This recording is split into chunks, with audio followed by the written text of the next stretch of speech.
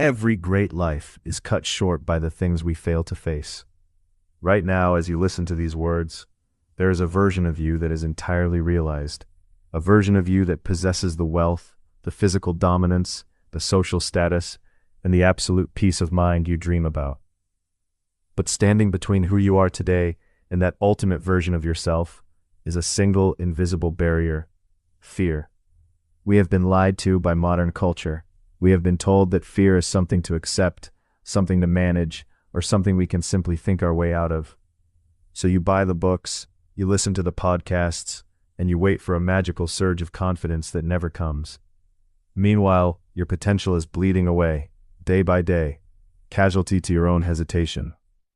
The truth is stark. You cannot think your way out of a prison. You have to break your way out. In this video, we are going to dismantle the monster completely. We aren't here for superficial motivation or temporary hype.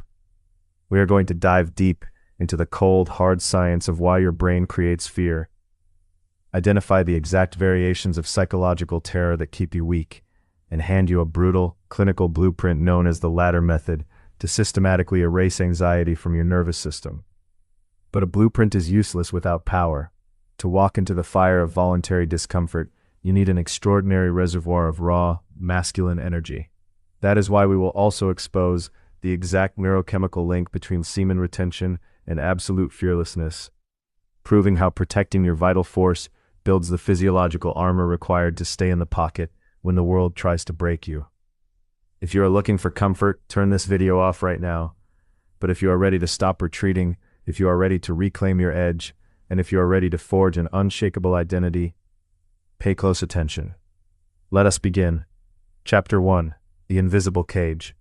Fear is not an abstract emotion. It is a physical architecture. Every time you turn away from a challenge, every time you back down from a confrontation, and every time you let hesitation dictate your movement, you place another brick in the wall of your own confinement. Most people spend their entire lives trying to decorate the inside of that cage. They seek comfort, they look for distractions, and they build elaborate rationalizations to explain why they cannot step outside. They tell themselves they are waiting for the right moment, or that they simply lack the confidence. But confidence is a myth sold by those who have never stood in the arena.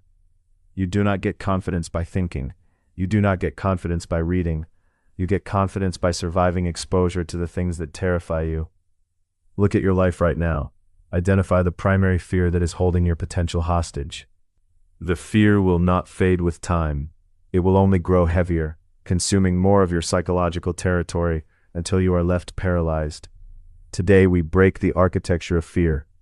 We do not do this through empty motivational phrases or vague positive thinking.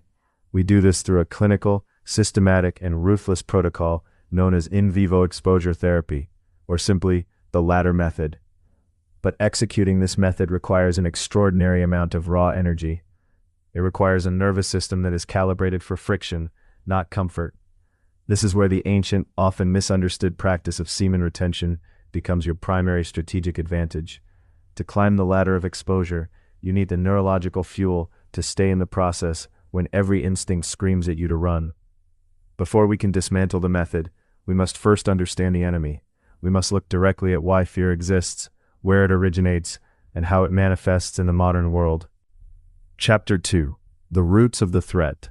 To defeat fear, you must understand its biological and evolutionary origin. Fear is not a design flaw. It is a highly calibrated survival mechanism inherited from your ancestors. Millions of years ago, the world was a meat grinder. A mistake meant death. If an early human heard a rustle in the bushes and assumed it was just the wind, but it turned out to be a predator, they were eliminated from the gene pool.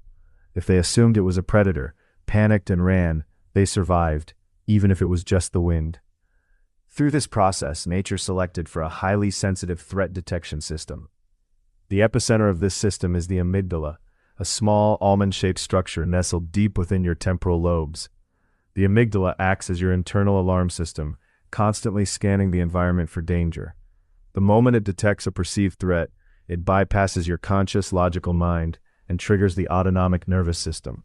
It floods your bloodstream with adrenaline, cortisol, and norepinephrine. Your heart rate skyrockets to pump oxygen to your muscles, your respiration increases, your pupils dilate, and your digestion shuts down to conserve energy. Your body is instantly prepared for one of three options: fight, flight, or freeze. The tragedy of the modern man is that while our environment has evolved at a blistering pace, our biology remains stuck in the Stone Age. The amygdala cannot tell the difference between a saber-toothed tiger trying to rip your throat out and a crowd of people judging you during a presentation. It cannot differentiate between physical extinction and social rejection. Therefore, when you face modern non-lethal stressors, your body undergoes the exact same catastrophic physiological response. You are operating 21st century technology with software designed for primitive survival. To eliminate fear, you must learn how to manually override this ancient software. Chapter 3: The Typology of Modern Terror. Because our primitive biology maps onto a civilized world, fear has mutated into several distinct psychological profiles. To execute the cure, you must first diagnose the specific variation of the disease you are fighting. The first category is the fear of social judgment and rejection. In tribal times, being cast out by the group meant certain death. You could not survive the wilderness alone. Therefore, your brain developed a terrifying aversion to being ostracized.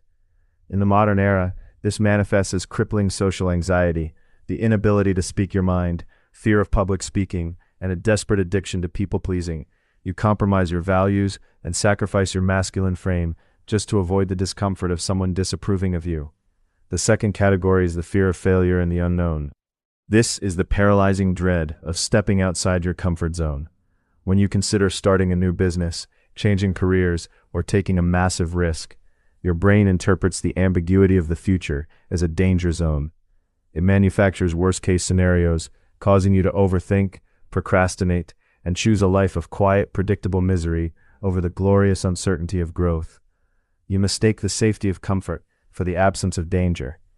The third category is the fear of physical confrontation and vulnerability. This is a profound insecurity in your own physical capacity. It is the fear of being dominated, hurt, or exposed as weak. When a man lacks physical confidence, his entire posture changes. He walks with his shoulders slouched, avoids eye contact, and backs down from healthy boundaries because he secretly fears that if a situation escalates to physical friction, he will fail. This fear destroys a man's assertiveness, leaving him passive and compliant in a world that respects strength. Chapter 4: The Mechanics of the Ladder. The clinical gold standard for destroying these fears is in vivo exposure therapy, systematically executed through the ladder method. You cannot think your way out of fear. You cannot read enough books to make your amygdala calm down. The amygdala does not understand language, it only understands experience. The only way to convince your brain that a situation is safe is to voluntarily place yourself inside that situation and survive it. However, the biggest mistake men make when trying to conquer a fear is trying to defeat the ultimate version of it on day one. They think they can jump from absolute isolation straight into high-stakes environments. When they try this, their nervous system is immediately overwhelmed by an unmanageable wave of panic. The trauma reinforces itself, the amygdala grows more sensitive, and they retreat deeper into their shell, convinced they are permanently broken. The ladder method prevents this by forcing you to treat your fear as a progressive staircase. To build your ladder, you must grab a piece of paper and draw 10 distinct rungs. At the very top, at rung number 10, you write down the ultimate, most terrifying manifestation of your fear. If you suffer from severe social anxiety, rung 10 might be giving an unscripted presentation to a large critical audience. If you suffer from the fear of physical confrontation, rung 10 might be stepping into a competitive boxing ring for full contact sparring. Now, look at the bottom of the page. At rung number 1, you must define the absolute smallest microdose version of that fear. This must be an action that causes only a slight ripple of discomfort, but one that you can realistically execute today. For social anxiety, rung 1 might be walking down a crowded street, maintaining eye contact with strangers until they look away and giving a polite nod. Rung 2 could be asking a stranger for directions. Rung 3 could be deliberately making a small, awkward mistake in public, like dropping a pen, to realize that the world does not end when people notice you. You must carefully fill out every single rung from 1 to 10, ensuring the progression is logical, measurable, and increasingly challenging. The rule of the ladder is absolute and non-negotiable. You are not allowed to move up to the next rung until the current rung becomes completely boring. When you stand on a rung, Your heart rate will rise. Your brain will scream at you to escape. Your task is not to fight the feeling or suppress the adrenaline. Your task is to stand perfectly still inside that discomfort without retreating. This process is called habituation. If you stay in the situation long enough, your brain runs out of adrenaline. The nervous system naturally calms down. When your anxiety drops by half during the execution of a specific rung, that rung is conquered. You repeat that step until it feels completely mundane. Only then do you look up and step onto the next rung. Chapter 5. The Neurochemical Engine of Retention. This protocol sounds elegant on paper, but in the real world, it is a psychological war. Walking voluntarily into situations that make your blood run cold requires an immense amount of cognitive willpower, emotional stamina, and raw vital force. Most men fail this process because they are operating on an empty tank. They lack the baseline drive to endure the psychological friction. This is where the practice of semen retention becomes your unfair strategic advantage. To understand why retention is vital to this process, we must look at the brain through the lens of neurobiology and hormonal optimization. When a man lives a life of constant self-indulgence, digital distraction, and frequent sexual depletion through unnatural means, he is actively softening his own nervous system. Every time you give in to a cheap, immediate release, you flood your brain with prolactin and deplete your dopamine receptors. Prolactin is the hormone of satisfaction, complacency, and rest. It signals to your biology that the hunt is over, the goal has been achieved, and it is time to rest. When your system is dominated by high prolactin and downgraded dopamine receptors, your threshold for stress drops to zero. You become hypersensitive to minor social friction. The slightest risk feels like an existential threat. You lack the raw vital force, the assertiveness, needed to stand your ground when the amygdala begins to fire. You become passive, anxious, and deeply attached to comfort. A passive mind cannot climb the ladder of exposure. Semen retention completely rewires this biological script. When you choose to retain your life force, you halt the artificial dopamine crashes and the chronic elevation of prolactin. Within a short period, your androgen receptors begin to upregulate, allowing your body to utilize testosterone with extreme efficiency. Testosterone is fundamentally the hormone of effort, competition, and boundary pushing. Neuroscientific data demonstrates that testosterone directly reduces the activity of the amygdala, while strengthening its functional connectivity with the prefrontal cortex, the seat of logic, willpower, and deliberate execution. In plain terms, retention lowers the volume of your fear response while simultaneously increasing your willingness to tolerate effort and friction. When you are retaining your energy, that microdose of fear on the lower rungs of your ladder does not paralyze you. Instead, the surplus vital energy within your system transforms that anxiety into aggressive focus. You stop viewing friction as an obstacle that will destroy you, and you begin to view it as a barrier you want to break through. The passivity vanishes, replaced by a cold, deliberate drive to conquer your environment. Chapter 6. Staying in the Pocket. The core challenge of the ladder method is not the intensity of any single step. It is the absolute consistency of the execution. Fear is a resilient, living enemy. If you take weeks off from your exposure protocol, the rungs you previously conquered will begin to freeze over again. The amygdala will reclaim its lost territory. You must stay in the process, day in and day out. Staying in the process means developing a radical detachment from immediate emotional comfort. It means accepting that your daily routine includes a mandatory appointment with voluntary discomfort. This is exactly where the internal pressure of retention becomes your greatest ally.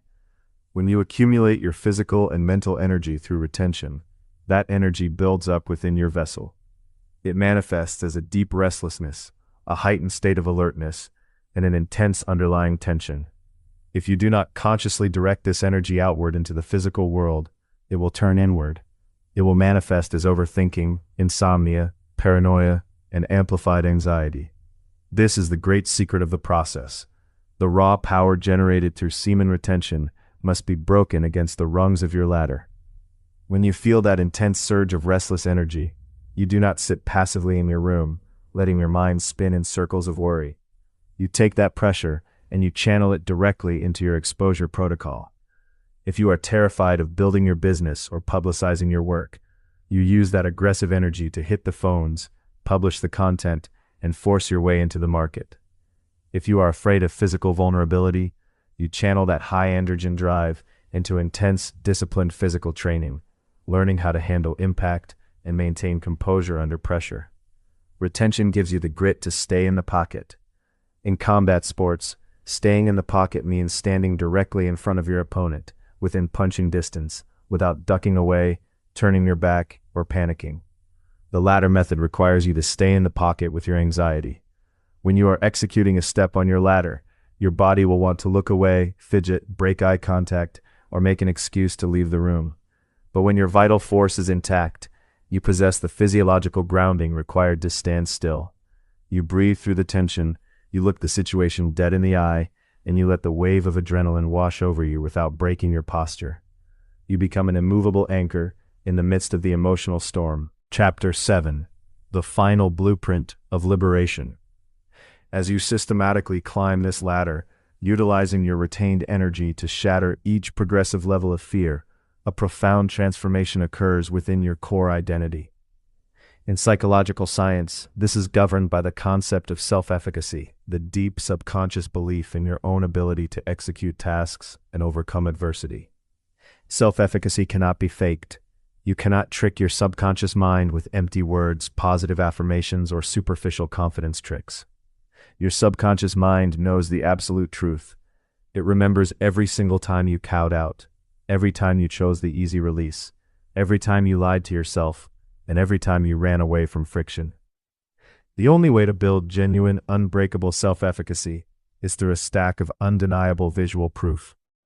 Every single time you complete a rung on your exposure ladder, you provide your brain with a hard, undeniable data point that proves you were terrified, you stepped into the arena anyway, you stayed in the pocket, and you survived. When you combine this stack of real-world victories with the internal discipline of SEMEN retention, your self-image undergoes an irreversible recalibration. You stop viewing yourself as a fragile entity that needs to be sheltered from the world. You begin to see yourself as an adaptable, dominant force capable of organizing order out of chaos. The fear does not necessarily vanish from the universe, rather you become vastly bigger than the fear. Rung 5, which used to make your throat lock up and your hands shake, now feels completely ordinary.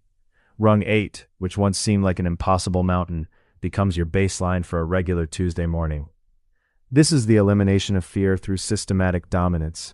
You do not wish the fear away, you outgrow it, you outdiscipline it, and you outendure it.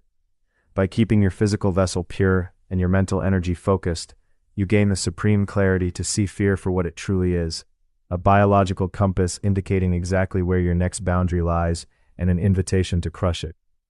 The blueprint is complete. You have the evolutionary reasons for why fear exists, you have identified its various modern types, you have the exact granular instructions for the latter method, and you have the biological fuel source required to sustain the climb. The information is in your hands, the methods are clear. Step onto the ladder, protect your energy, stay ruthlessly in the process, and watch your fears dissolve into nothing more than dust behind your forward momentum.